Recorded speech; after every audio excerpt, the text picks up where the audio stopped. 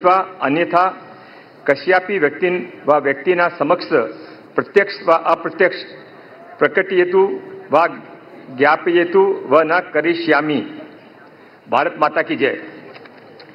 श्री उदय स्वरूपा रवींद्र सामंत 7व्यांदा विजयी झालेले आहेत। मलबार हिल सारख्या उच्चभ्रू मतदारसंघाचं नेतृत्व ते सलग 7 वेळा करतायत आणि पर्यटन असेल, कौशल्य विकास असेल, अशी अनेक महत्त्वाची खाती त्यांनी भूषवली। मी उदय स्वरूपा रवींद्र सामंत ईश्वर साक्ष शपथ घेतो की कायद्याद्वारे स्थापित झाले आहे अशा भारताच्या संविधानाबद्दल मी खरी श्रद्धा व निष्ठा बाळगीन। मी भारताची सार्वभौमता एकात्मता उन्नत राखीन। मी महाराष्ट्र राज्याचा मंत्री म्हणून माझी कामे निष्ठापूर्वक व सद्विवेक बुद्धीने पार पाडीन आणि संविधान व कायदा यानुसार सर्व तऱ्हेच्या लोकांना मी निर्भयपणे व निपक्षपातीपणे कोणाच्याही विषयी ममत्वभाव किंवा आकस न बाळगता न्याय वागणूक देईन।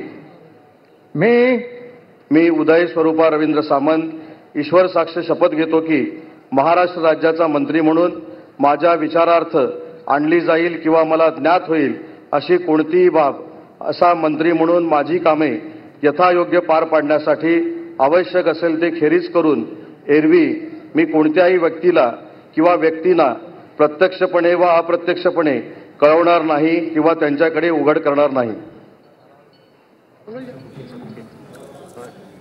तर रत्नागिरी मतदारसंघाचे नेतृत्व करणारे उदय सामंत हे एकनाथ शिंदे यांच्या जवळचेही मानले जातात।